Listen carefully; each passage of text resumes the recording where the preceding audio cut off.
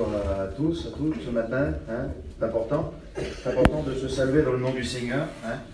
L'apôtre Paul, avant de parler aux autres, prenez ses frères et ses sœurs en considération et puis les saluer parce que dans ce salut-là, il y a l'amour et puis il y a aussi le bonheur d'être ensemble.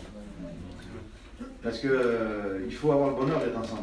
Parce que si on n'a pas le bonheur d'être ensemble, vous savez, on va être ensemble pour un bout de temps. Hein. On va être ensemble pour un bout de temps. Hein. On va parler de ce que le Seigneur fait de merveilleux pour nous dans nos vies. Donc, quand on regarde la Bible, on regarde la parole. Le monde a été créé en 6 jours. Et ça fait 2000 ans qu'il est parti nous préparer une place. Seigneur, comment ça va être? 6 jours pour créer le monde, et ça fait 2000 ans. Et je suis parti préparer quelque chose, je reviens. Et ça fait 2000 ans qu'il est au travail. Comment ça doit être? Seigneur, Jésus, Père. Ah, je vais y aller. Je ne sais pas vous, mais moi je vais y aller. Et Seigneur Jésus, quand je vous regarde à vous et quand je regarde toute l'Église en général, le frère a parlé de tout ce qui est fait dans l'Europe, dans le monde. Seigneur, on ne peut pas savoir comment ça va être, ni de près ni de loin. L'apôtre Paul dit ça, il dit j'ai été ravi hors de mon corps, il ne dit même pas que c'est lui, il dit j'ai connu un homme il y a plusieurs années qui était ravi hors de son corps, je ne sais, Dieu le sait. Et puis il n'essaye même pas, vous savez, de dire, d'expliquer, on appelle ça extrapoler, essayer de parler, d'expliquer autour de... Il dit non, il dit j'ai vu et entendu des choses, il dit cet homme-là il a vu et entendu des choses qui n'est même pas permis à l'homme d'expliquer. Qu'est-ce que vous voulez qu'on explique? On ne peut pas expliquer. Par contre, il nous a laissé quelque chose pour qu'on puisse, sur la terre, essayer de cheminer jusque dans le ciel. Et c'est ça qu'il faut servir. Alors, merveilleux ce matin, la chorale, les cantiques. C'est merveilleux. Hier, avec la grâce du Seigneur, on a essayé de parler aussi autour de la Bible, hein, parler de la fidélité. Pour ceux qui étaient là, pour ceux qui n'étaient pas là, bon, voilà, de toute façon, la Bible est prêchée ce matin, mais pour ceux qui étaient là hier, on a vu ensemble que ce qui compte pour tout et avant tout dans la vie d'un homme, dans la vie d'une femme, c'est pas tout ce qu'elle fait, c'est pas tout ce qu'elle est. C'est pas... je vais peut-être répéter ce matin, répéter ce que j'ai dit hier, mais ce qui est important pour Dieu, ce qui est important pour nous-mêmes, c'est pas, vous savez, le titre qu'on a, c'est pas la position qu'on a, c'est pas la responsabilité qu'on a, c'est pas même ce qu'on fait dans l'œuvre de Dieu, c'est pas même le résultat qu'on a, mais ce qui comptera à la fin, tout, c'est la fidélité qu'on a eue. Le Seigneur a dit ça, rendre bon et fidèle. Et le Seigneur, vous savez, je répète encore devant Dieu ce que j'ai dit hier, nous, vous savez, quelquefois, il y a quelque chose qui est fait, et puis les hommes, ils adorent ça. J'ai lu quelque chose il y a quelque temps, c'est que l'homme, il y a quelque chose dans son cerveau. Vous savez, le cerveau est constitué, c'est une machine extraordinaire avec plusieurs parties. Et il y a une partie du cerveau avec une zone, si vous voulez, du cerveau où il y a une hormone qui est sécrétée là par une certaine glande. Et cette hormone-là se met en route quand on lit son nom. C'est extraordinaire. Ou quand on écoute son nom. Ça nous fait du bonheur. Et les hommes, ils aiment ça. La sœur un-tel, le frère un-tel, et ça crée en nous du bonheur. Mais le Seigneur n'est impressionné par rien, ni par nos titres, ni par nos cartes de visite, ni par nos exploits de campagne. Ce qu'il regarde, lui, c'est ce qu'il y a au fond du cœur. Alors ce matin, on va essayer, avec la grâce du Seigneur, de pouvoir s'approcher de sa grâce, s'approcher de lui. Quelle beauté, le cantique! Il est ressuscité. Maman, quelle beauté! C'est un jour glorieux ce dimanche-là, frères et sœurs. Glorieux! C'est un jour glorieux! Parce qu'il est ressuscité, mais pas comme les autres. Lazare, il était dans le tombeau, et puis on a dit ça. Allez, maintenant qu'il est ressuscité, il y a plusieurs résurrections dans la Bible. Et cette résurrection-là, elle est comme les autres. C'est un mort qui va de la mort à la vie. Mais voilà la différence avec le Christ. Lazare, il était vivant. Après, il s'est trouvé dans un état de faiblesse et de mort. Donc, il était mort. Et après, il était ressuscité. Mais après, de nouveau, il était encore mort. Le Christ différent, rien à voir avec ça. Et quand il était ressuscité, Lazare, on a dit déliez-le. Enlevez-y ce qu'il tient, enlevez. Mais le Christ, lui, la Bible nous dit que la mort n'a pas pu le retenir parce qu'il n'était pas possible que les liens de la mort. C'était impossible que la mort le garde. Puis d'un seul coup, quand il est ressuscité, Seigneur Jésus, j'imagine ça moi, il est dans le tombeau, parce que c'est comme ça que ça s'est passé. Il était dans le tombeau, il est ressuscité. Vous voyez, il est ressuscité, mais là, il n'y a personne pour délier. Personne. Et puis le Seigneur, il a commencé Alors son cœur, son sang, parce qu'il était dans un corps d'homme, hein. Alors il est ressuscité, la vie revenue en lui, parce que c'était pas possible que la mort le garde. Puis d'un seul coup, il a commencé, il a enlevé les liens sur lui. Il les a enlevés tout seul, il n'avait besoin de personne. Et avec le calme qu'on lui connaît, il a commencé à plier. Alors je ne vais pas vous donner, vous savez, je ne vais pas vous dire toute la signification des bandelettes pliées, des linges pliés. Mais ce qui compte pour moi, c'est qu'il l'a fait. C'est pas toute la signification du ceci, de l'histoire juive et de tout cela, non. Avec le calme qu'on lui connaît, Seigneur, la sérénité, il a commencé à plier tout ça. Vous imaginez, vous voyez dans le tombeau là, il plie ses linges tout doucement. Il pose ses linges là-bas. Il est calme, il est fort. Il est puissant, il est glorieux. Et il est là ce matin. Amen. Alors on ne va pas écouter Peter ce matin, parce que Peter c'est un homme, et puis un homme comme vous.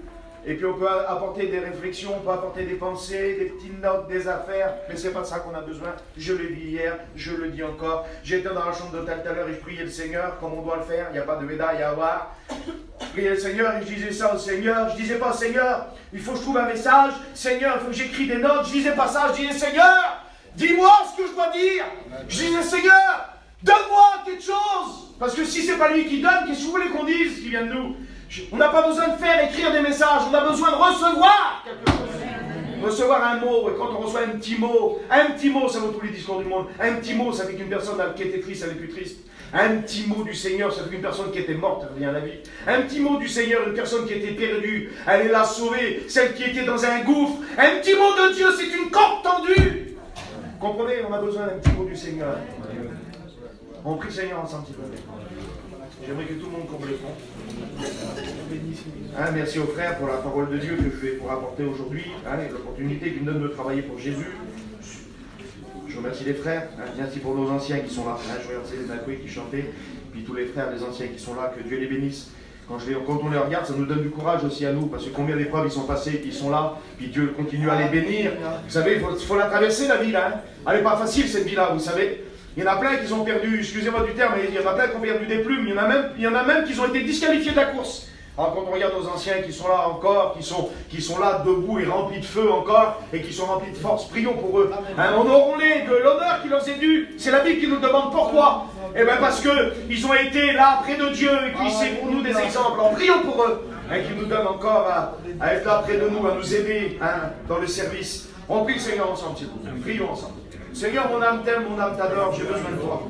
Seigneur Jésus-Christ, je me mets là devant toi, je m'humilie devant ta grâce. Mon Seigneur et mon Maître, ô Père Saint, ô Dieu Saint, viens poser ta main sur mon cœur, sur mon âme. Seigneur Jésus, toi, cette réunion que tu as préparée depuis bien longtemps, Seigneur Jésus, étends tes mains. Oh, passe dans les rangs, que ton feu divin descende, que, Seigneur, tu puisses parler, que tu puisses, Seigneur Dieu, être avec nous, Seigneur, sois avec nous. Seigneur, que tes anges entourent, Seigneur, cette salle, et que rien ne vienne empêcher ta bénédiction. Sois ici, Seigneur, et pose, Seigneur, ta main sur chacun de nous. Que des flammes de feu viennent se poser sur nos vies, nos âmes, et qu'elles consument tout ce qui ne va pas, et qu'elles remplissent nos vies de puissance et de gloire, Seigneur.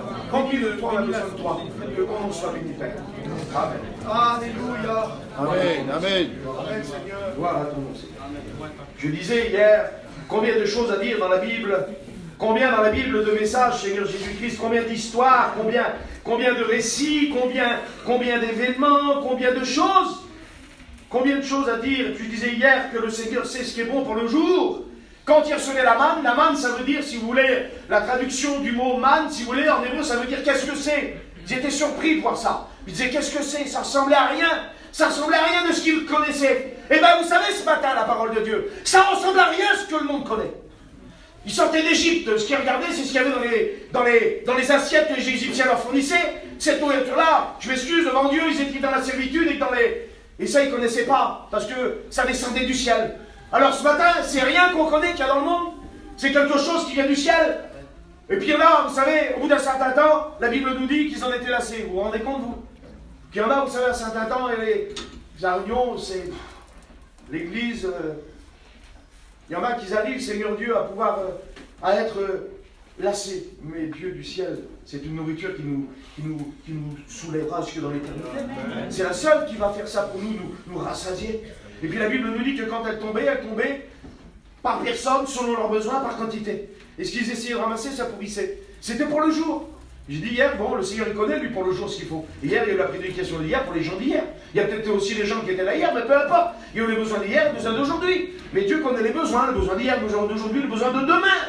Mais il faut que j'ai dit hier qu'il faut que cette prédication, il faut que ce message, ce qui vient de Dieu, le mot qui vient de Dieu, si vous voulez, il faut qu'il est utile. Hein, j'ai dit hier qu'on pouvait courir dans une carrière. C'était le travail, ça a dit. L'apôtre Paul dit courir dans la carrière. C'est vrai, c'est véritablement une carrière, c'est vrai, dans laquelle on mettrait des pierres.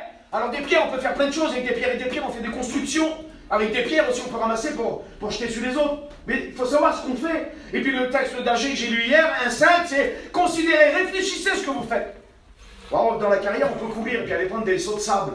Mais je m'excuse, ceux qui font des sauts de sable, c'est des gosses. C'est des enfants. Et puis la construction sur du sable, vous savez, c'est pas très solide. Le Seigneur nous donne pour aujourd'hui ce qu'il faut faire pour que ça puisse durer pour demain. C'est extraordinaire. J'aime le dire et c'est la vérité devant Dieu. Une pierre qui est posée, qui a été cherchée, qui a été prise, creusée, vous savez, dans le roc, qui a été détachée. On a été détachés, nous. On est né de lui, pierre d'adoption. On était des pierres inutiles, on est devenus des pierres vivantes. Et puis chaque petite pierre qui a été posée. Vous savez, quelque chose qui est venu du ciel là. Une pierre qui s'est détachée, elle est venue. Et puis elle a tombé en nous, cette pierre vivante-là. Et cette pierre vivante est devenue le principal de l'angle de notre vie. Parce que nous, on est temple du Saint-Esprit, mais il faut un socle pour tout ça. Et le socle du temple du Saint-Esprit, c'est Jésus-Christ dans nos vies. Et il est celui qu'on repose. Et puis quand on reçoit quelque chose du ciel, mais au bout de 100 ans, ça veut dire c'est là. Au bout de 1000 ans, ça veut dire c'est là. Je l'ai déjà dit, mais je le répète, j'étais tout petit, j'avais 10-12 ans, on a quoi il a prêché, j'étais devant sur un tapis, j'ai pleuré comme jamais j'ai pleuré, j'étais là rempli de la présence du Seigneur, j'ai reçu quelque chose dans mon cœur, dans mon âme, et puis j'y pense encore, je me rappelle, c'est comme si j'y suis à la Réunion, j'avais 12 ans. Il a dit à moi, on a quoi 12 ans j'avais, et jusqu'à aujourd'hui je me rappelle, parce que tout ce qui dure dans le Christ, ça dure pour l'éternité. Alors ce que vous recevrez ce matin, et puis les serviteurs le disent, mais il faut le dire, et c'est vrai, pas parce que c'est moi qui prêche, mais ce qu'on reçoit de Dieu, ça dure dans le temps. Ça dure. Le monde, ça ne dure pas, tout passe. Mais en Dieu, ça dure. Amen. Vous comprenez? Alors, ce matin, on va voir un petit peu ensemble. Ça a été dit, hein, l'ennemi croyait qu'il était vainqueur. Il croyait, dans le cantique qu'ils ont chanté, les sœurs, ils croyaient qu'il était vainqueur, ils croyaient que ça y était. Mais non. Non. Il n'était pas vainqueur. Et puis, vous savez ce qu'il veut faire? Il veut bien se cacher. Il veut bien se cacher pour que personne ne voit qu'il est là. Lui, vous savez ce qu'il veut faire? Il veut travailler d'une manière à faire des choses sans qu'on puisse l'accuser à lui et sans qu'on puisse le dévoiler pour qu'il puisse travailler tranquille. Vous comprenez? Nous, vous savez, j'ai dit que les hommes, ils aiment bien être là, vu, se montrer, tout ça, mais pas lui, il n'a pas besoin de ça. Lui, ce qu'il veut, la Bible nous dit, elle nous enseigne, il est venu que pour deux choses. Il est venu que pour égorger et détruire. Égorger et détruire. Lui, il n'est venu que pour ça. Voilà son œuvre. Et la Bible dit qu'il n'y a rien en lui de bon, rien. Depuis qu'il a été précipité, ce qui a été trouvé en lui, ça a été que désastre, désolation. Et puis j'ai dit hier que nous ne sommes pas loin de la ligne d'arrivée, et que quand on arrive pas loin de la ligne d'arrivée, dans une carrière, vous savez, on faisait aussi des courses de chevaux, courses à pied. Et quand on arrive au bout de la carrière, vous savez qu'on arrive à la fin, on faisait du sprint, c'est-à-dire on se dépêchait. Et puis lui, vous savez, la Bible dit, le diable sait qu'il a peu de temps, et puis il va à fond, parce qu'il sait qu'il a peu de temps, et c'est la vérité. Donc, il a été vaincu sur la croix du Calvaire. Mais il y a eu un cheminement, il y a eu des choses. Il a commencé déjà avec tout ce qu'il a fait dans le jardin d'Éden, venir près de cette femme, et puis aller commencer à discuter avec elle. Ça ne s'est pas fait du jour au lendemain, c'est pas en 2 minutes, pas un claquement de doigts. L'homme avait reçu de Dieu des instructions qu'il avait très certainement transmises à sa femme. D'ailleurs, quand on lit le texte de près, on voit qu'il n'était pas très loin, parce que la Bible nous dit que quand cette femme, le diable vient lui parler, la Bible nous dit qu'il a pris du fruit à manger, il donna à son mari. Donc il vient dans le coin. Donc, il y a eu toute cette désobéissance-là qui a fait que cette œuvre s'est faite. Et puis, il y a eu un cheminement, il y a eu croissance. Parce que dans le péché, il y a toujours croissance, c'est comme la lèpre. La lèpre, c'est une maladie qui, le péché, c'est l'indolence, c'est-à-dire elle vient anesthésier les pores de la peau, les nerfs, les os, les muscles, les systèmes sanguins, c'est jusqu'à les nerfs, et puis on devient à pourrir sur place, sur pied, sans s'en apercevoir. Mais au départ, c'est pas comme ça, c'est tout doucement. Eh bien, les hommes vivaient, si vous prenez Méthusélah, 959 ans pour l'homme le plus vieux de la Bible, 969 ans, puis après on a on a diminué. C'est-à-dire qu'il y a eu, pendant un moment, il y a quelque chose de Dieu qui était là, de son œuvre. Et puis le péché a commencé sur la terre, à se multiplier. Une petite famille, elle est là, le père, la mère, les 2 enfants, ils trouvent le moyen de se tuer. Ils sont 4. Il y a son frère, il est là, il est tout seul avec son frère. Il trouve le moyen, tout seul avec son frère, de le tuer. Vous imaginez la puissance du péché? Il y a quelques décennies, ils étaient là dans le jardin. Et puis l'homme et la femme, ils parlaient avec Dieu. Vous et moi, on était engendrés par nos parents engendrés par leurs parents, donc nos grands-parents, et ainsi de suite. Nous, on a eu un papou, une mamie, on a des oncles, des tantes, mais pas eux. Eux, ils ont été créés de la main de Dieu. Eux, leur père, c'était Dieu. Ils dialoguaient avec Dieu comme personne. Ils vivaient avec eux, Dieu. Vous comprenez ça? Et puis d'un seul coup, les v'là, non seulement jetés du jardin, avec 2 épées flamboyantes dans les mains des anges qui symbolisent l'inaccessibilité de Dieu. C'est fini, on ne peut plus aller dans cette présence-là. Et puis, de la présence de Dieu glorieuse, les v'là au meurtre. Seigneur, quelle décadence. Il faut faire attention, mes frères et sœurs. En rien de temps, le diable, il nous fait de la présence de Dieu, il nous amène au meurtre. Il faut faire attention. De la présence de Dieu, vous savez, il ne faut pas se sentir intouchable. Il ne faut pas se sentir... Non, la Bible dit, faites gaffe, toi, attention, toi, mais ton frère, il a fait comme ça, va, reprends-le. Vous savez ce que c'est que le terme reprendre dans la Bible, qui désigne ce texte-là? C'est amener à la lumière. C'est amener à la lumière. C'est pas crier dessus, c'est pas, si vous voulez, c'est pas le sermonner, faire... Non, c'est l'amener à la lumière, reprends-le, amène-le à la lumière. Si tu as gagné ton frère, tu as tout gagné, mais toi, fais bien attention aussi. Hein. Parce que c'est toi, demain. Donc faisons attention à notre ennemi, veillons-le. Soyons vigilants. Serpent, c'est pas beau un serpent, mais le Seigneur, il a dit, regardez, soyez prudents comme des serpents. C'est-à-dire prudents, vraiment, jusqu'à l'extrême. Ça veut dire quoi? Prudent comme des serpents, ça veut dire étudiez-le.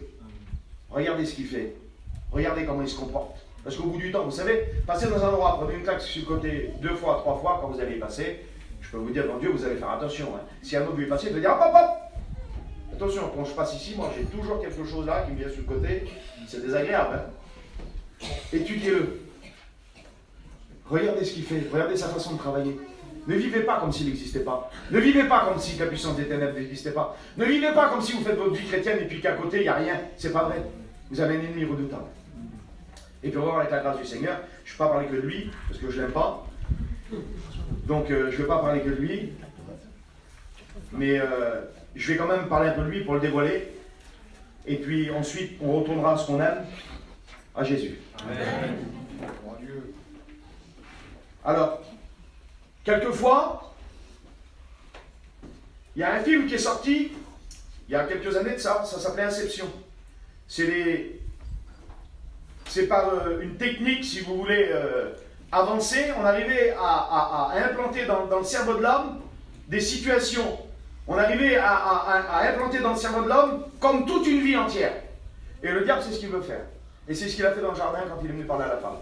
Il est venu implanter en elle un doute. Il a dit, est-ce que Dieu a réellement dit? Il n'a pas dit que c'était pas vrai, il a dit, t'es sûr? Est-ce que t'es sûr? Et là, on commence à se poser des questions. Est-ce que t'es sûr? T'es sûr? Une fois. Écoutez, vous êtes sûr de quelque chose? Sûr? Mais devant Dieu, vous mettez votre main à couper. Et puis d'un seul coup, vous rencontrez quelqu'un. Vous lui dites, t'as vu ça, comme c'est comme ça? Puis d'un seul coup, l'autre, il fait, tu crois? Mais oui, je te le dis, c'est comme ça, c'est 100%. Vous êtes 100%? Oui, 100%. D'accord. T'es sûr? Ben oui. T'es vraiment sûr? Là, je sais plus. Je sais pas. Peut-être. Mais t'étais sûr il y a une minute. Tu donnais ta main à couper il y a une minute. Il y a quelque chose qui a été mis. Une pensée qui a été greffée. Quelque chose qui veut que ça prenne. Vous savez qu'il a détruit des hommes par les pensées? Détruit des hommes. Il y en a, ils ont fait un rêve. Écoutez ce que je vous explique. Ils ont fait un rêve. Dans ce rêve-là, le diable est venu leur parler. Ça a duré des mois, des années sur eux, impossible de s'en sortir. Il a mis une tromperie, un mensonge dans leur vie. Un rêve. Parce que Dieu nous parle la nuit, mais le diable ne veut pas. Et lui, ce qu'il fait, lui aussi veut pas. On l'appelle le singe de Dieu. Il veut imiter Dieu dans tout ce que Dieu fait. Mais il n'y arrive même pas sous ses pieds. Oh Dieu. Amen. Amen. Et puis, vous savez, il ne faut pas se laisser faire par ces pensées-là. On va faire une lecture ensemble. C'est dans le livre de Daniel, chapitre 2, verset 28.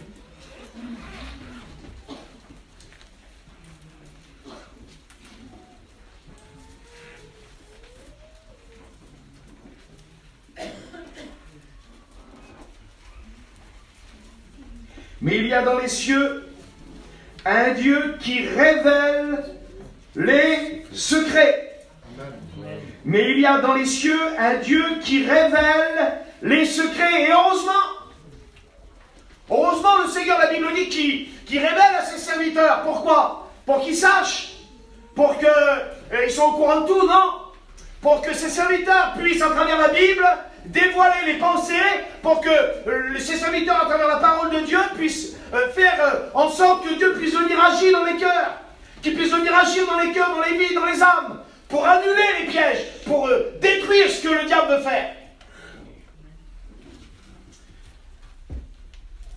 Un jour,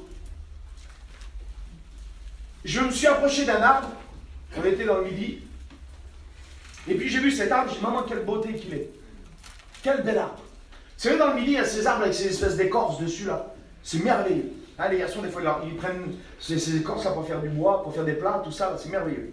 Puis je me suis approché, puis j'ai regardé attentivement. Puis d'un seul coup, comme ça, en regardant de plus près, en frappant dessus, je me suis aperçu qu'il était cru. Mais complètement cru. Complètement. Et puis, en écartant un petit peu, en regardant, j'ai vu bouger à l'intérieur. Il y a des termites qui étaient venus manger par l'intérieur. Pourtant, à l'extérieur, ça ne se voyait pas. Pourtant, à l'intérieur, l'écorce était belle. Pourtant, à l'extérieur, l'écorce était belle. Pourtant, à l'extérieur, on aurait pu le louer la noblesse de cet arbre. Mais à l'intérieur, quelque chose de microscopique, quelque chose de très petit était venu pénétrer à l'intérieur et avait fait à l'intérieur tout un monde. Avait fait à l'intérieur tout un travail pire qu'on dit un travail de fourmi. Vous savez, le travail de fourmi, c'est des galeries sous des fois des dizaines de kilomètres pour les fourmis, oui, et puis des milliers de galeries, de vies, de choses, un travail de fourmi. Et puis ce travail-là avait été fait par cette termite. Elle rongeait de l'intérieur. Et c'est le travail du diable. Il veut ronger les chrétiens de l'intérieur. Alors il y a l'écorce, ceux qui représentent cette nature humaine. L'écorce, elle est là. Puis vous savez, il y en a, l'écorce, il ne faut pas y toucher, parce que dès qu'on touche à l'écorce, c'est pas la peine. Parce qu'on ne veut pas, justement, qu'on écorce l'arbre. Parce que pour voir ce qui se passe derrière l'arbre, il faut écorcer l'arbre. Et écorcer l'arbre, le frère a dit tout à l'heure, des choses qui nous arrivent, quelquefois, nous on a du mal à accepter. Mais des fois, pour aller traiter l'objet du délit, pour aller traiter la cause du mal, il faut que l'écorce se ouvre. Il faut ouvrir l'écorce, il faut la casser, il faut écouter craquer l'écorce. Enfin, ça ne va pas parce que tu es trop fermé. Tu es mangé de l'intérieur, mais tu ne veux pas t'ouvrir. Tu es mangé de l'intérieur, mais tu veux que personne ne voie rien. Mais lui, il est celui qui révèle les pensées secrètes de l'homme, de l'âme. Même si tu ne veux pas, il le voit. Même si ce matin tu es venu et que tu dis, Seigneur, s'il saurait à l'intérieur de moi, devant Dieu ça arrive.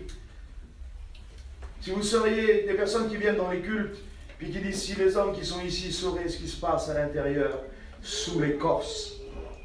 Naaman, sous sa belle armure, il était rongé d'un mal. Naaman, sous sa belle armure, il était rongé, miné. Vous savez, c'était pas apparent. Et puis quand il rentrait chez lui, quand on est seul, évidemment, Seigneur Jésus, je m'excuse de vous dire ça. Mais dans le cadre biblique, je peux le dire. Quand on est seul, on n'a pas honte de la nudité. C'est quand on est auprès des autres qu'on a honte de la nudité. Quand Dieu est venu dans le jardin et qu'il s'est promené pour regarder où était l'homme, la Bible nous dit qu'ils ont eu honte. Pourquoi? Parce qu'ils étaient nus. Mais mes frères et sœurs, devant Dieu, que la honte, c'est ce que le diable veut pour chacun de nous. Ce qu'il veut, c'est nous couvrir de honte. Vous comprenez? Et pour que Dieu puisse agir et aller traiter le problème à l'intérieur de nous, il faut que les corps s'ouvrent. Il faut que tu dises, ce matin, Seigneur, écoute-moi. Je suis là, Seigneur, je ne vais pas te faire grande prière. Et puis moi, écoutez, je vais vous dire, dans Dieu, je ne vais pas essayer de faire... Moi, je ne suis pas là ce matin pour faire le grand message.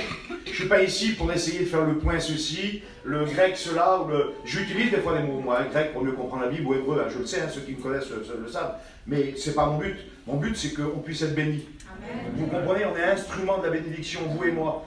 Alors, que tu dis, Seigneur, ce matin, je voudrais m'ouvrir, parce que tu sais qu'à l'intérieur de moi, tu sais que derrière cette écorce, Seigneur, tu sais derrière moi, eh bien, derrière cette écorce, il y a une grande souffrance, Seigneur.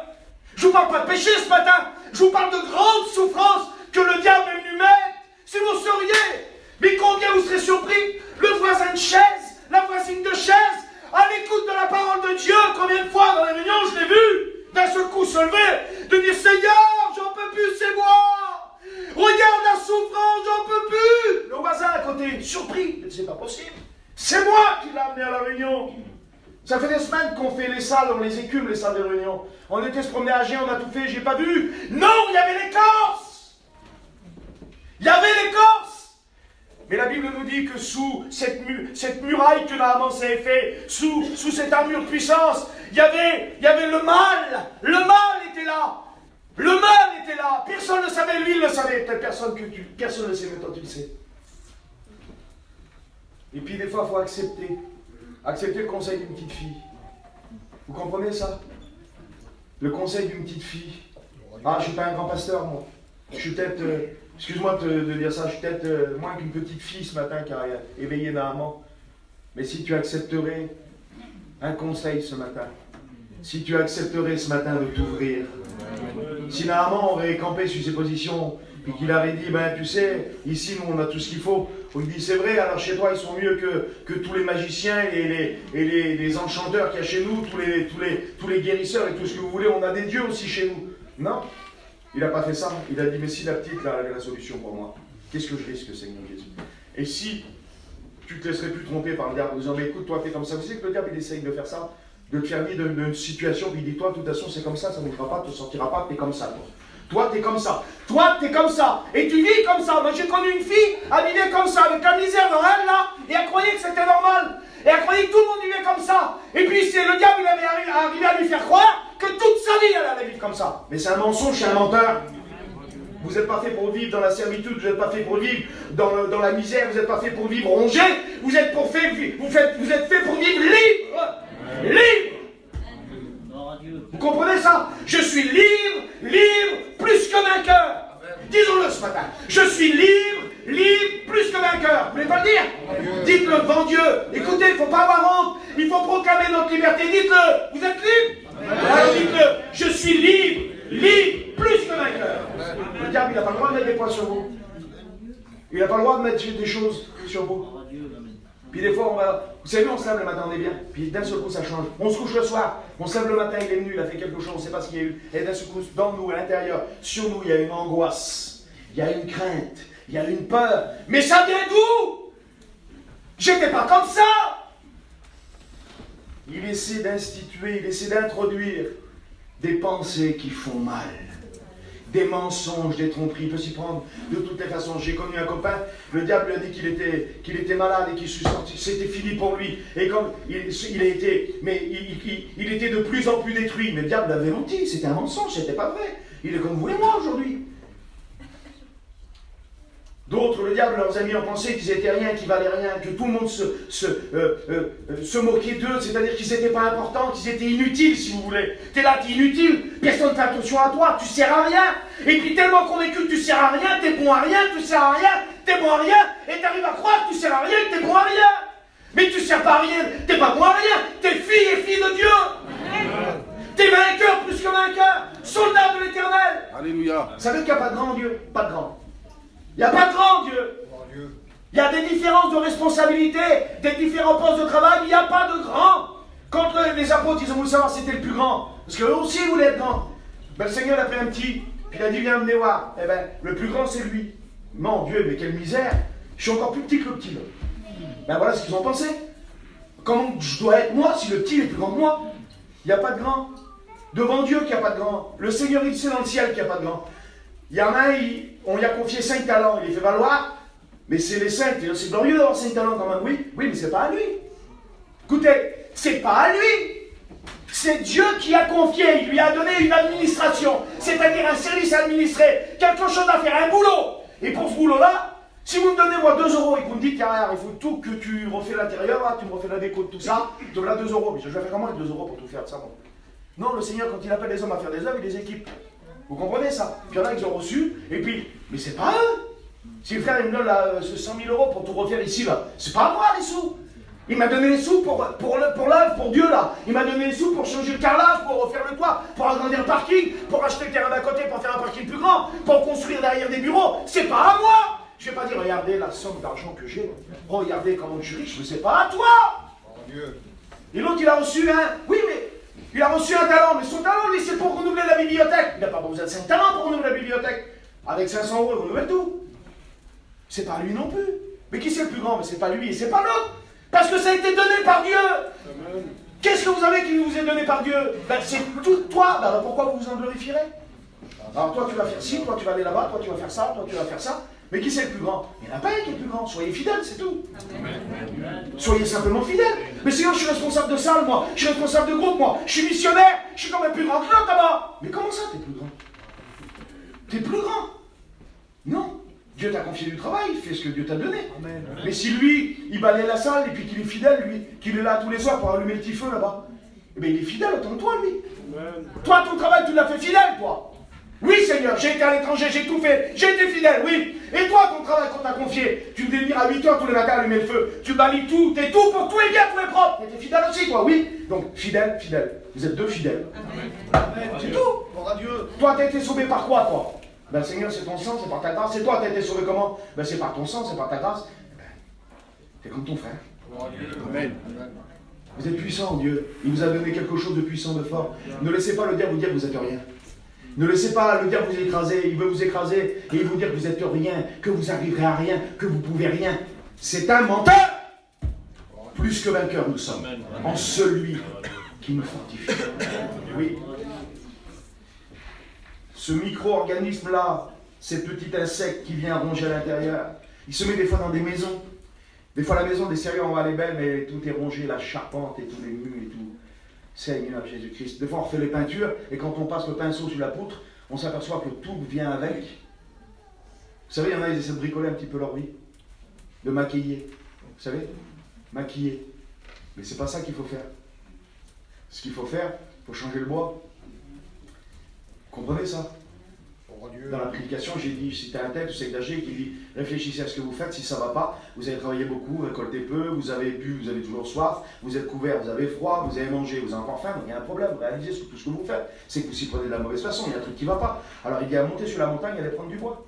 Ce matin, si tu allais et que tu es taillé, vous savez quand on creuse, si on fait que creuser pour faire une guérille, aller chercher un trésor, s'il est profond, eh bien, si on fait que creuser, on ne va pas y arriver, il va y avoir des éboulements. Vous comprenez ça? Les éboulements, on celui on est mort. Ce qu'il faut faire, c'est creuser un peu et étayer. Mettre du bois. On creuse, on étaye. On creuse, on étaye. On creuse, on étaye. C'est-à-dire qu'il faut toujours avoir la croix. Toujours être près du Seigneur. Toujours être notre, que ce soit notre soutien. Toujours qu'on le met là devant notre travail. Et puis il venait, puis il instituait des pensées comme ça, calées, qui faisaient mal à l'homme. Il est écrit dans le livre de l'Ecclésiaste, chapitre 10 et verset 1, les mouches mortes affectent et font fermenter l'huile du parfumeur. Ça vient et ça fait tourner. Il est écrit aussi qu'un peu de folie l'emporte sur la sagesse. Ça veut dire quoi? Ça veut dire déjà beaucoup de choses. On pourrait faire une prédication simplement sur ce texte-là, mais ça veut dire qu'il ne faut pas de mélange. Quand il y a quelque chose, vous savez, on appelle Belzébul le dieu des mouches. Et là, il nous est dit qu'une mouche morte. Donc c'est quelque chose qui vient du diable. Donc c'est quelque chose qui vient de la terre, qui vient du monde. Quand je dis du monde, je ne parle pas du pharmacien ou du boulanger. Je parle du monde. C'est quelque chose qui vient du monde, qui vient du diable. C'est quelque chose qui vient de la chair. Parce que la chair, si elle n'est pas renouvelée en Dieu, elle amène qu'au péché. 2 lois en moi. Je crois 2 lois en moi. Et puis il y a une loi qui nous amène qu'au péché. C'est que vous le voulez ou que vous ne le voulez pas.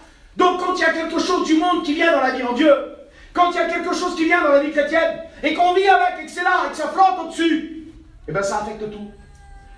Même si on fait tout, même si on a été baptisé, même si on est baptisé du Saint-Esprit, même si on va en mission, même si on a la même mission, on fait tout. S'il y a quelque chose dans nos vies qui vient, qui n'est pas de Dieu, et qui est tombé là, et qu'on l'a laissé là, ou qu'il y a quelque chose qu'on sait qui a infecté notre vie, si c'est là, ça ne marche pas.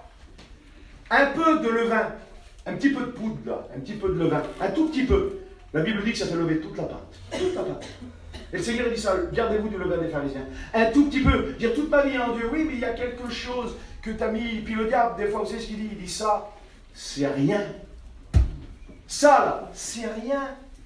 Parce que vous savez, nous, dans notre peuple, c'est ça aussi qu'il y a. Nous, c'est, Boucave, chi, ça.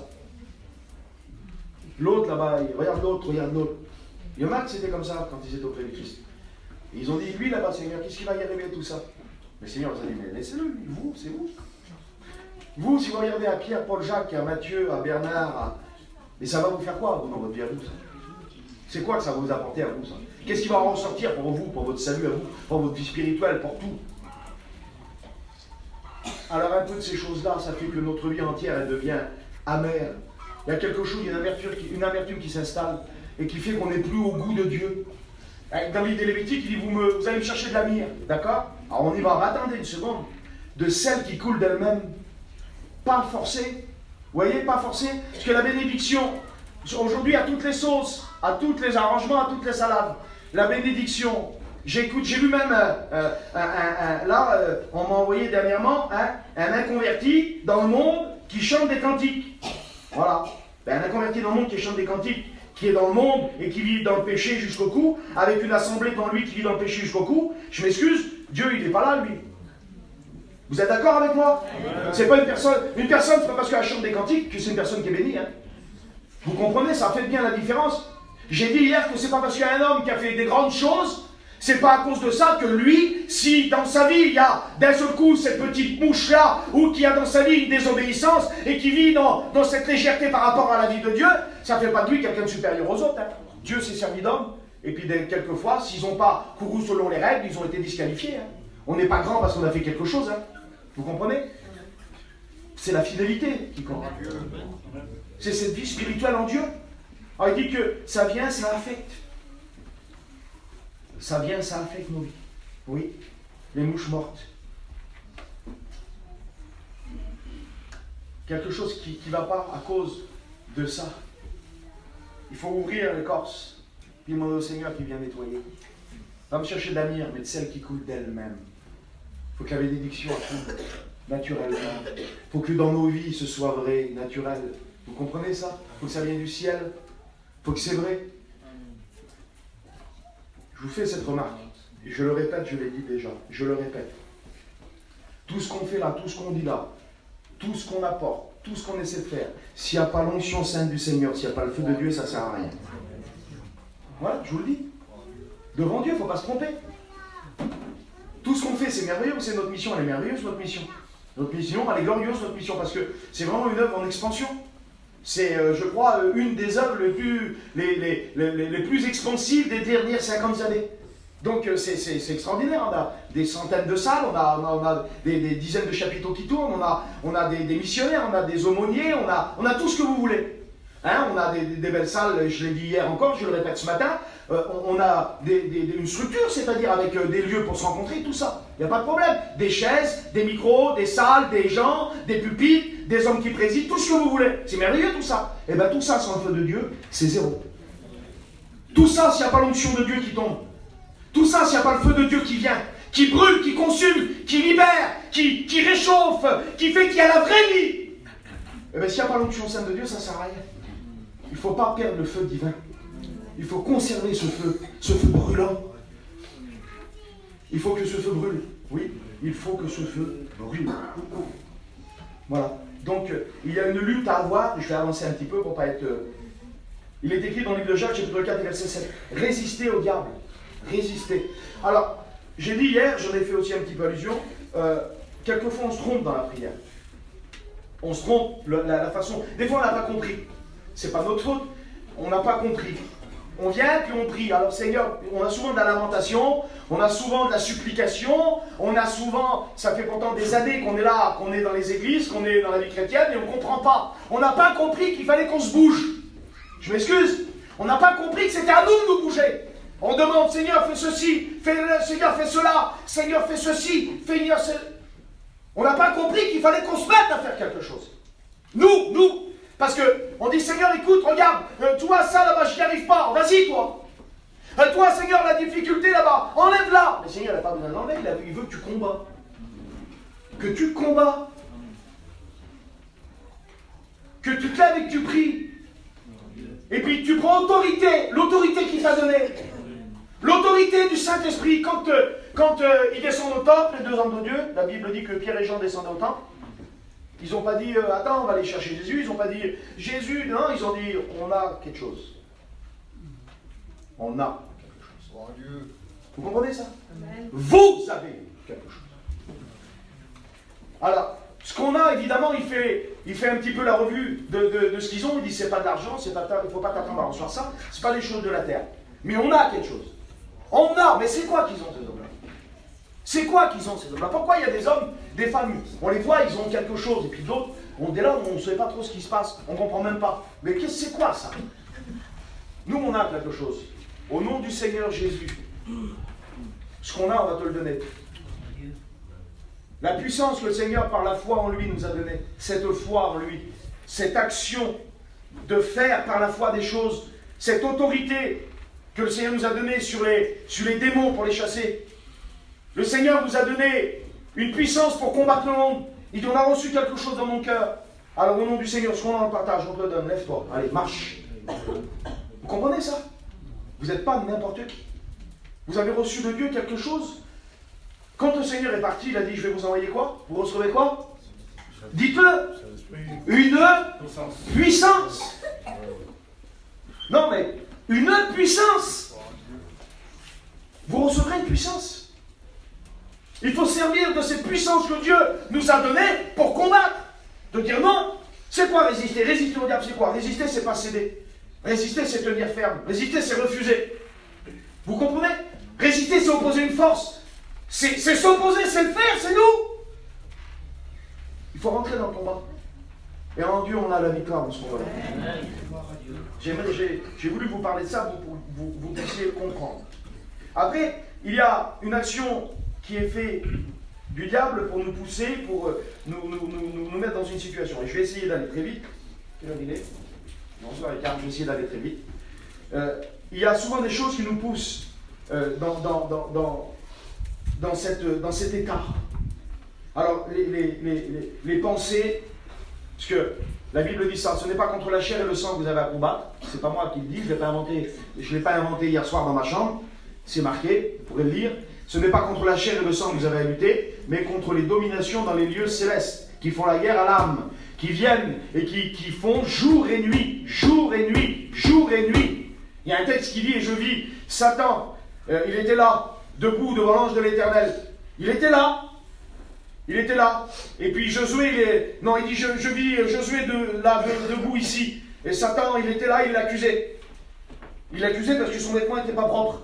Alors il l'accusait. C'était l'accusateur de nos frères, la Bible dit. Il l'accusait.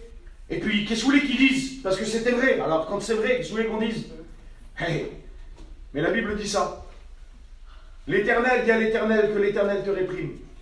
L'Éternel dit à l'Éternel que l'Éternel te réprime. Et si vous prenez le mot réprimer, ça veut dire empêcher par la force le développement d'une action dangereuse. Le diable veut développer une action dangereuse dans la vie des hommes, surtout de ceux de l'Église. Et puis l'Éternel, il s'est levé, il a dit que l'Éternel te réprime, qu'il empêche que tu fais. Et maintenant, vous allez lui enlever sa petite robe à lui là, et vous allez lui mettre quelque chose de propre. Peut-être que tu es taché ce matin. Peut-être. Mais ça ne veut pas dire que tu es perdu.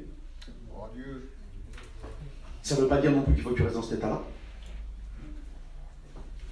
Je m'explique.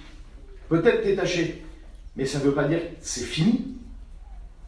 Ça veut dire que pour toi, qu'est-ce que le Seigneur dit en conseil par rapport à cet état? Il dit, toi, va et pêche plus.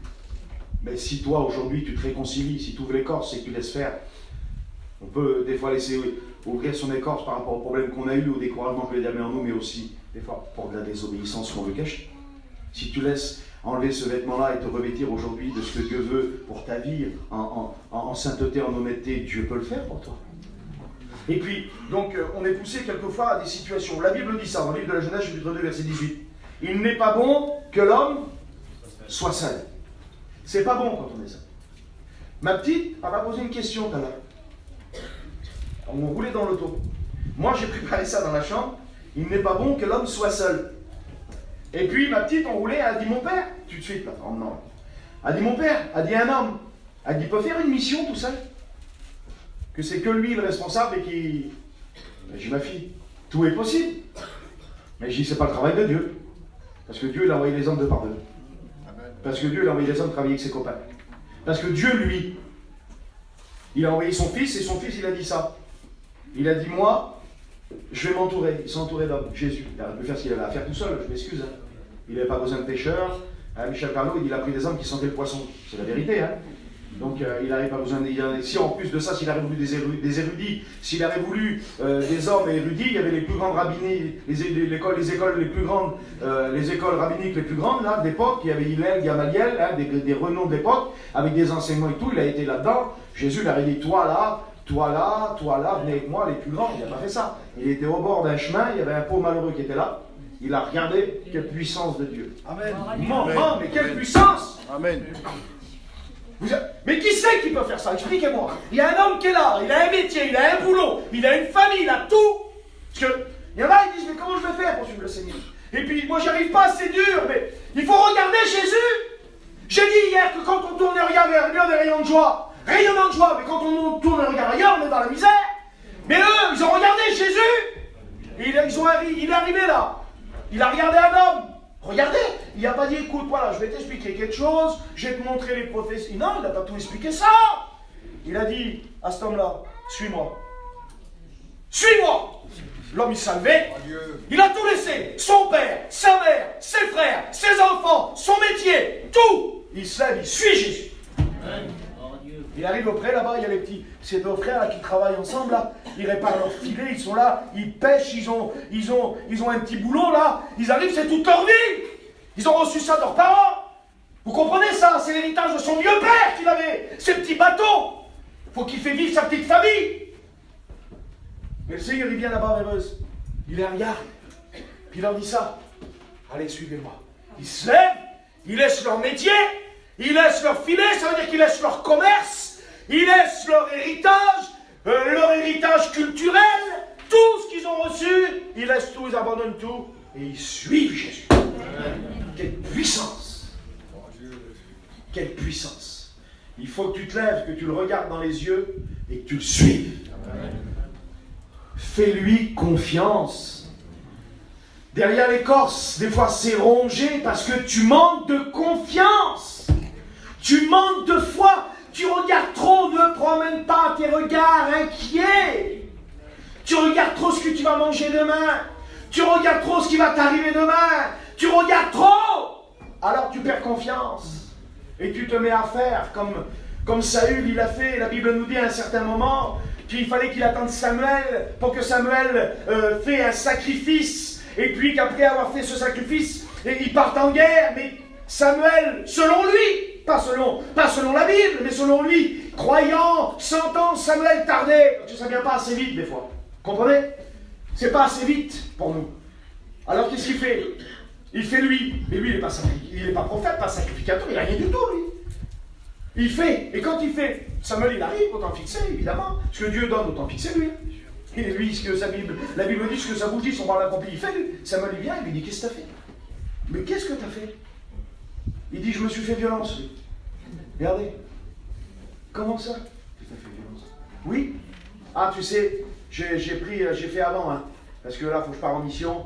Alors, je m'excuse, hein, mais devant Dieu, je vais dire quelque chose. Je ne vais pas changer mon message que Dieu m'a donné pour faire plaisir à quelques-uns. Vous comprenez ça? Je vais pas broder pour faire... Je ne suis pas déplacé, je ne suis pas méchant. Je vous aime de tout mon cœur, puis le message de la Bible, c'est l'amour. Hein. S'il n'y a pas d'amour, vous savez, la vérité, il faut qu'elle ait dit dans l'amour. Hein. Parce que s'il n'y a pas d'amour dans la vérité, c'est la lettre, elle tue, elle fait que du mal. Hein. Mais moi, c'est pas pour ça que je suis venu ici. Je me suis fait violence. Mais c'est quoi ta violence? Eh bien, je vais m'en aller un petit peu, 3-4 mois là-bas. Je vais aller travailler, je vais aller dans les îles. Je vais me foutre tout seul dans un petit coin, un petit trou de la Belgique. Tu vas en sortir, voir dans l'état que tu vas être. C'est pas ça que Dieu t'a dit. Dieu t'a dit, fais confiance. Ni ne sème, ni ne moissonne. Vous avez vu, il y a de la neige il n'y a pas longtemps. Je fouillais dans ma boîte à pain, là-bas, hein.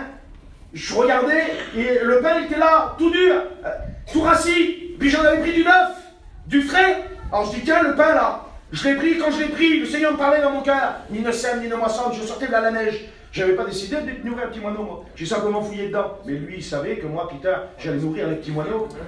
Je sortais, je jetais le pain, là, j'ai mis du pain partout. Tous les moineaux, ils venaient, ni ne sème, ni ne moissonne. On va dire, ils vont mourir par la faim, les oiseaux, là, il y a 1 mètre de neige. Ils vont faire comment pour mourir? Ben, Peter, il va les nourrir. Mais comment? Il va lâcher au boulanger du pain un petit peu en trop. Mais il ne sait pas que c'est en trop, lui. Mais moi, je sais que c'est en trop. Je vais nourrir mes oiseaux. Ni ne sème, ni ne moissonne. On ne peut pas vivre de vie à la fois. On ne peut pas se séparer en deux. Peut-être un peu du monde, un peu de Dieu. Je m'excuse de vous dire ça devant Dieu. Aujourd'hui, dans le monde où on vit là, on est pour Dieu, on n'est pas pour Dieu. On ne peut pas être un petit peu comme ceci, un petit peu comme cela. Le Seigneur, il aime les vrais adorateurs, en esprit et en vérité. Vous comprenez? On ne peut pas vivre la vie du monde et la vie de Dieu. On ne peut pas se consacrer pour nos affaires à plein temps et dire on est des chrétiens, on travaille pour Dieu, on est rempli de Dieu. C'est pas vrai. On ne peut pas tout faire. Vous savez, un homme, il ne peut pas... Il y avait un homme que j'ai vu à la télé il y a longtemps. Je l'ai dit, je l'ai déjà dit, ça, je le redis. Et vous l'avez peut-être vu, il avait un tambour. Il jouait du tambour, pam, pam, pam, pam, pam. Et puis là, il avait une guitare, il jouait avec la guitare. Puis il avait une trompette, il jouait de la trompette. Et puis, il avait des cymbales, il jouait, et puis avec tout ça sur lui, là. Ben, il était ridicule. Parce que quand on veut tout faire, on est ridicule. Vous comprenez ça? On est ridicule. On veut tout faire. On ne peut pas tout faire. Choisissez dès aujourd'hui qui vous voulez servir. Conditionnel. Choisissez. Je répète ce que j'ai dit hier encore. Le Seigneur, il a dit des mots, il a dit ça. Il a dit celui qui ne boit pas mon sang et ne mange pas ma chair, il ne peut pas venir à moi, il n'est pas digne de moi. Il n'a pas la vie, si vous voulez. Les disciples, ils étaient là. Pierre, quand on lui montre la nappe et que Dieu lui dit tu y manges, il dit non, bon, Seigneur. Vous imaginez? Écoutez-moi. Est-ce que vous imaginez la religion de ces hommes-là? Est-ce que vous imaginez? La Bible dit que Saul de Tarse, il tuait les chrétiens. Excessif. Il avait un zèle amer excessif. Son zèle de la religion, il mettait des hommes à mort. C'était pas n'importe. Il faisait pas n'importe quoi, je m'excuse de vous dire ça. Hein. Et puis, Pierre, il est là. Et le Seigneur, il dit, tue et mange. Lui, il dit, toi, t'es vivant, moi aussi, moi, je tue pas, je mange pas. Mais qui c'est qui va faire ça? Dieu, il descend, là, il vous parle, il vous dit de faire quelque chose. C'est ce qu'il dit à Dieu, lui. Moi, Seigneur, je fais pas ça. Non, mais vous imaginez, vous?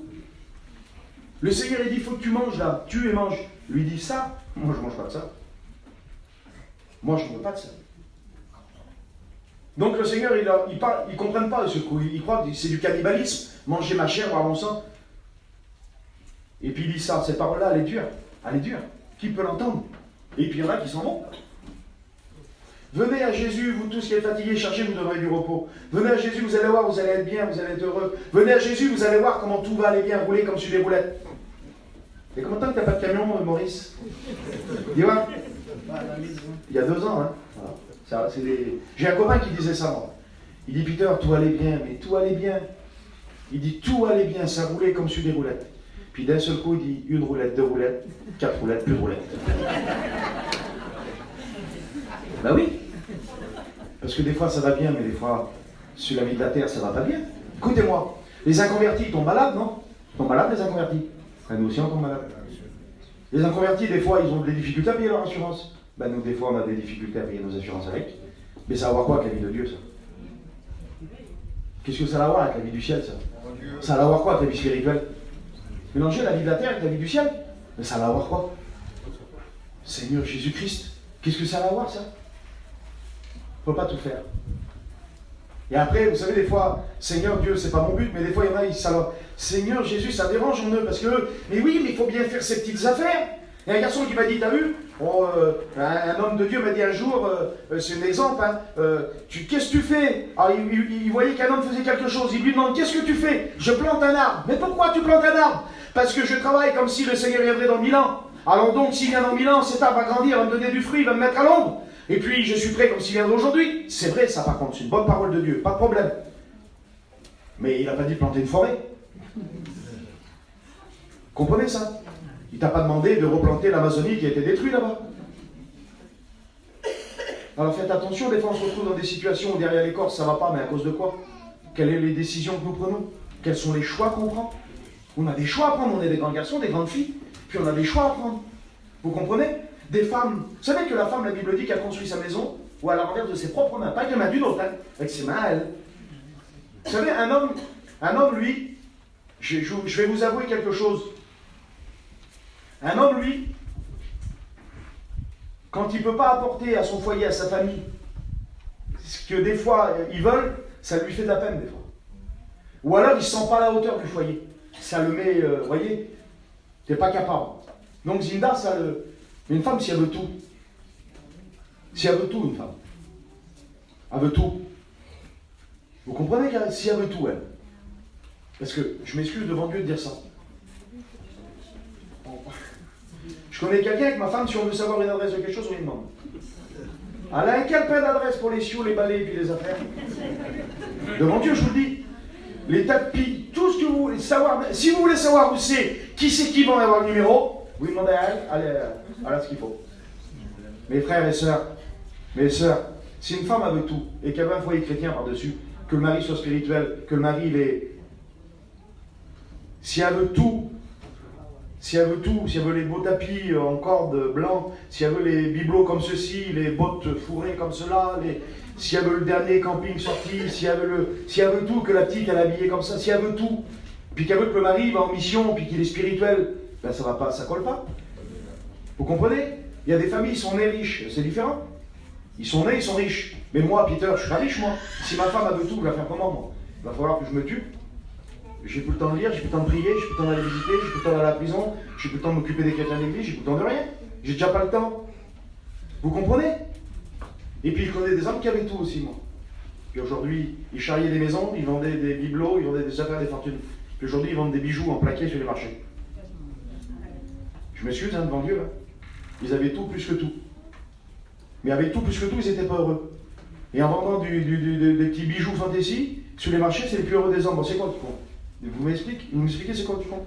C'est pas la satisfaction? C'est pas le contentement qui compte? Est-ce que vous savez que vous pouvez avoir 100 fois plus que vous avez, puis être malheureux? Vous savez que vous pouvez avoir 100 fois plus que tout ce que vous avez et être malheureux comme les pierres, avoir les derniers campings sortis, les derniers autos sortis, vous pouvez avoir le plus beau terrain du monde, vous pouvez avoir les plus beaux enfants du monde et faire des dépressions, prendre des cachets pour les nerfs.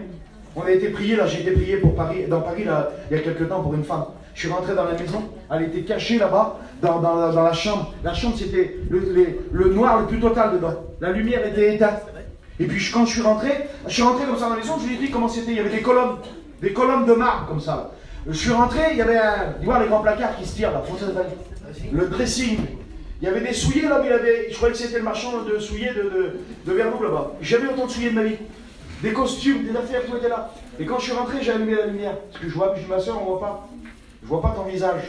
Alors on a allumé, quand j'ai allumé, elle était cachée là-bas, sous les oreillers, avec la robe de nuit en soie pendue. Elle était cachée. Et puis sur la table de nuit, il y avait les Exomil. Sur la table de nuit, il y avait les Xanax. Et je suis rentré chez moi. J'avais l'auto, moi. Il manquait des plaques de vernis dessus. Écoutez devant Dieu ce que je vous dis. Je suis rentré, ma femme elle écoutait des cantiques, elle faisait du café. Amen. Alléluia. Alors écoutez bien ce que je vous dis. Moi je ne suis pas un fou. Je préfère avoir une bonne auto qui roule bien et avoir un peu de sous.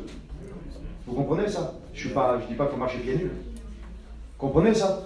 Moi je préfère partir en mission avec un peu de sous plutôt que pas avoir de sous. Je préfère moi avoir le camion en panne que le camion en panne. Mais pas au prix de la vie spirituelle. Vous comprenez? Pas au prix de la vie de Dieu. Et puis écoutez, quand vous avez déjà ce qu'il faut, ben, le contentement c'est ça. Des fois sous l'écorce ça va pas parce qu'on veut trop de choses. Il faudra qu'on réfléchisse. Vous les jeunes femmes, je vous le dis, écoutez, vous avez la chance d'avoir des femmes de Dieu ici. Moi j'en connais dans votre église.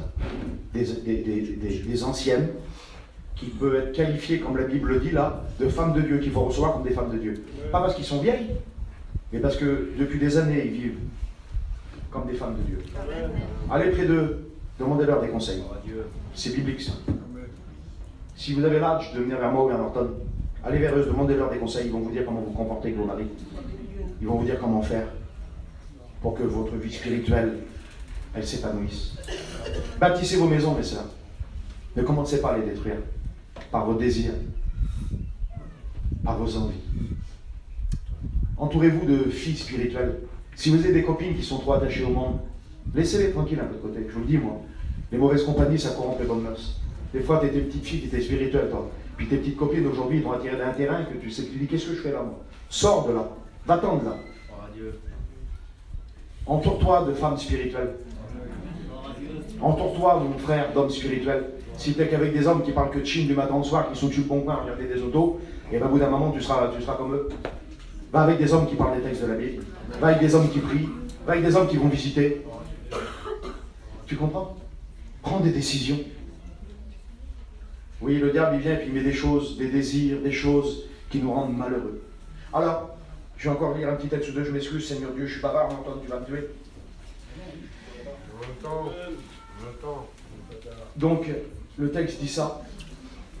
il n'est pas bon qu'il est seul. Il n'est pas bon que l'homme soit seul. Non. Pourquoi il dit ça? Parce que par nos pensées, il peut nous isoler.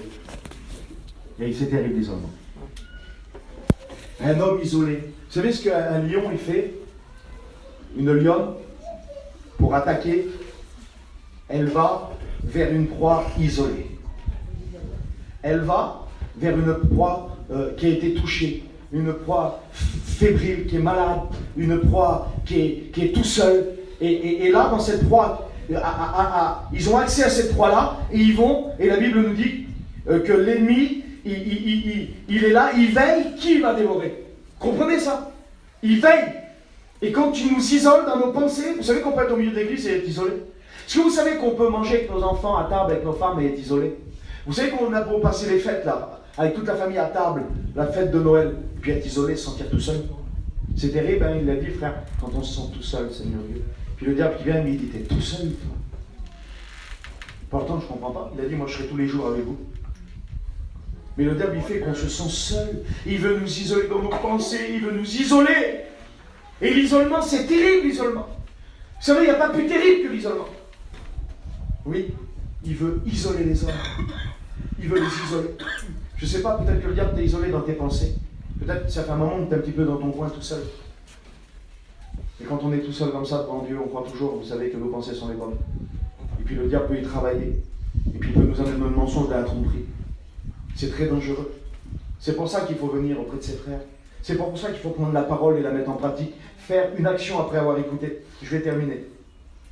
Il y a eu plusieurs choses qui ont fait qu'un homme s'est trouvé dans sa façon de penser, dans son acte, dans sa chose. Il est arrivé là, puis il a dit, croyez bien faire. Et puis il a fait comme cet homme-là. Il a dit, moi je vais me faire violence. Vous voyez? Il faut faire savoir quelle violence on se fait.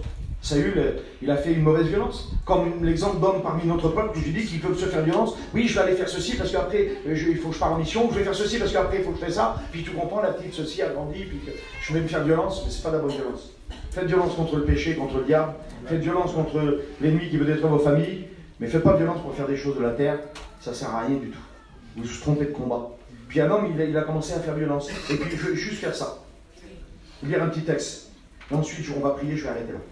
C'est Luc 22, 31. Faites la lecture. Luc 22, 31.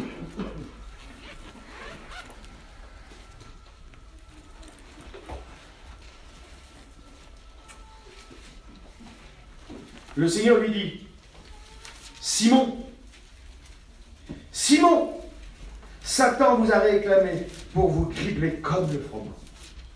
Il lui répète 2 fois. Et puis, quand on voit ce texte, il faut faire attention à la Bible, comment c'est écrit, les tournures de phrases, la façon dont les mots sont prononcés, ce que ça veut dire, c'est marqué ça. Le Seigneur lui dit, Simon, Simon, donc il lui parle à lui. Et puis il lui dit ça. Le Seigneur vous a réclamé. Donc, c'est plus à lui simplement qu'il parle là. Il nous parle aussi à nous. Et il parle à tous ceux qui ont vécu à travers tous les âges. Simon, Simon, Satan vous a réclamé pour vous cribler comme le froment. Mais j'ai prié pour toi. Et il lui dit ça. Et je me suis penché là-dessus, j'ai essayé de voir un petit peu. Il dit, Simon, Simon. Et on voit dans la Bible que chaque fois que le Seigneur l'appelle Simon, Simon, qu'il l'appelle pas Pierre, c'est parce que mon petit Simon, il a de lui qui revient. Comprenez ça? Il lui dit, Simon, Simon. C'est pas Pierre là, c'est Simon. Comprenez? Simon, Simon. La façon dont vous faites, Simon, la façon dont tu fais, Simon, la façon dont tu te comportes, tes pensées, le diable il t'a réclamé, tu vas être en miettes, Simon. C'est sûr, Simon, parce que t'es Simon. Parce que le Seigneur il a dit, toi t'es Simon, mais plus de Simon, hein. Tu seras Pierre. Amen. Parce que moi avant, écoutez, je vous dis un mot. Comme tous les chrétiens, j'avais un nom, une identité, mais quand on s'est converti, le Seigneur il a changé ça. Vous comprenez? Mais cette action charnelle de l'ancienne, de la vieille nature, quand elle revient et qu'elle est là, c'est une catastrophe. Et là, Simon, il était là. C'était Simon. Et le Seigneur, il dit, Simon, ça va pas, ça. Et on voit dans le texte où le Seigneur, il dit, Simon, Simon, tu m'aimes? Ben, Seigneur, tu sais bien. Non. Simon, Simon, Pierre, Pierre, il lui rappelle, tu m'aimes, Pierre? Ben, Seigneur, Pierre, tu m'aimes? Il se rappelle de Simon, tout ce qu'il a fait. Elle dit, Seigneur, tu connais tout. Ça veut dire que quand on est Pierre, ce matin, quand on est dans un état où vraiment on travaille pour Dieu, on a une vie spirituelle, où malgré tous nos combats, on est en Dieu, n'oubliez pas qu'il y a un Simon qui dort quelque part, non, et qu'à tout moment, on peut faire surface. L'apôtre Paul disait ça, moi je tiens cet homme-là, je le tiens avec une bride, je le tiens avec une corde, je le tiens, parce que à tout moment, il peut me faire des conneries. Et si on laisse faire nos pensées, nos idées et notre chair, il peut nous amener très loin d'avoir de Dieu. Il lui dit ça, Simon, Simon. Et puis à un autre moment, le Seigneur il dit ça, il dit voilà, je vais vous la dévoquer. Il prend un linge, il veut le faire, et puis Simon, il dit ça. Prenez le texte, c'est marqué ça. Simon Pierre. Donc Simon avant Pierre. C'est pas Pierre, hein. Il dit pas Pierre, non, Simon. Il dit moi, tu ne feras pas ça. Mais comment tu feras ça? Mais si je ne fais pas ça, tu ne peux pas rentrer dans le ciel. Si je ne prends pas soin de Pierre, on marche sur la terre, inévitablement de la poussière sont là à nos pieds. Qu'est-ce que vous voulez faire? On vit dans un monde le plus terrible. Un monde d'atrocité tellement ce monde-là est dur. C'est un monde corrompu. Le monde là, 2018, d'accord, 21e siècle, monde corrompu. On ne peut pas se tourner sans voir de la corruption. On ne peut pas se tourner quelque part sans voir de la pudicité. On ne peut pas écouter quelque chose sans écouter des blasphèmes. On est assailli, bombardé par le péché. Le péché ne prend pas parce qu'on n'en veut pas, mais on est bombardé par le péché. On est bombardé par les attaques de Satan, du diable. On est bombardé continuellement. Des choses s'attachent aux pieds de la terre, de la chair inutile, de misère. Seigneur, je dis voilà. Parce que des fois, on dit Seigneur, mais j'ai fait ça matin. Puis on est triste, on est Seigneur, comme ça, Seigneur, viens voir. T'as fait de ton mieux. Oui. Puis, oui, mais Seigneur, regarde, t'inquiète pas, donne-moi tes pieds. On va laver ça ce matin-là. Donne-moi tes pieds, je vais te laver les pieds. Et puis, écoute, on va en profiter, je vais te laver tout entier. Si Amen, amen. Gloire à Dieu. Il dit, toi, tu ne me laveras pas les pieds. Mais si je ne prends pas sur une pierre, c'est pas possible, Pierre. Tu comprends pas, Pierre? Et puis il comprend après. Il dit, Seigneur, d'accord. Tu me laves les pieds, d'accord, mais je vais aller plus loin que ça. Seigneur, je veux que tu me laves tout entier. Amen. Ça veut dire quoi?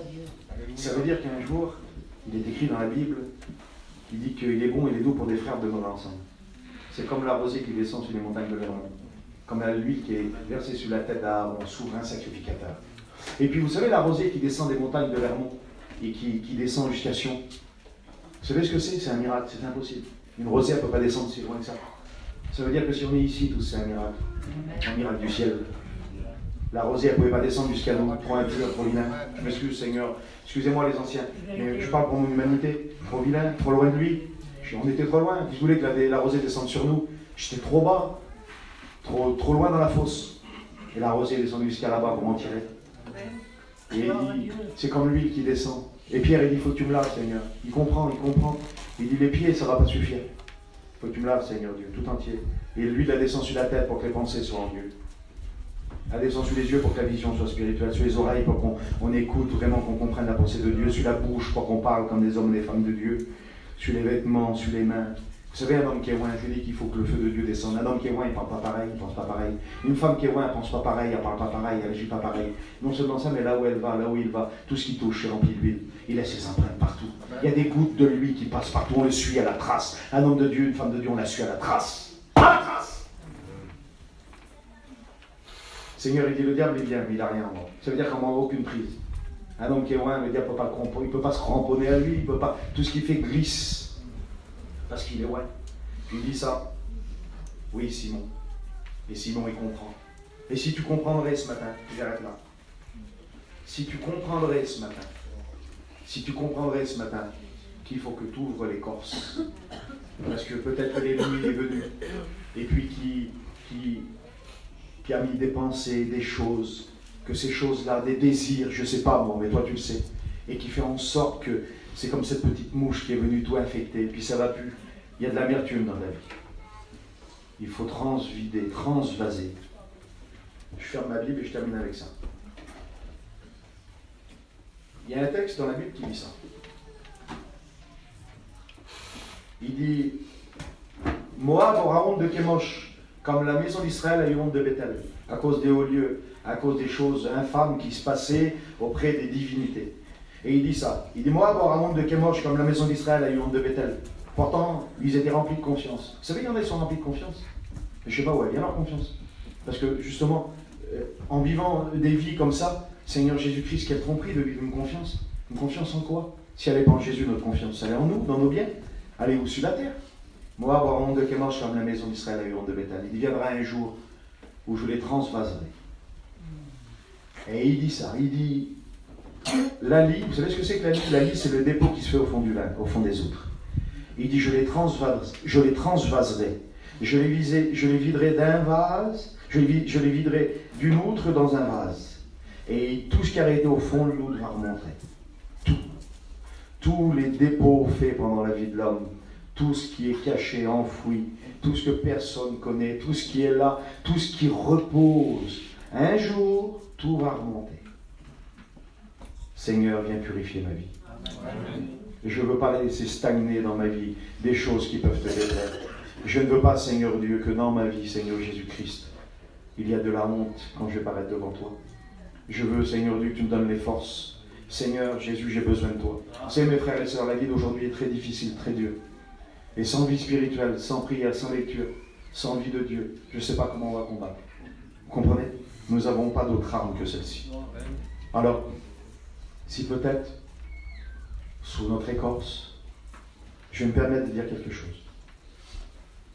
Si peut-être sous nos foulards, si peut-être sous nos vestes de costume, sous nos chemises, il y a des choses qui nous font du mal.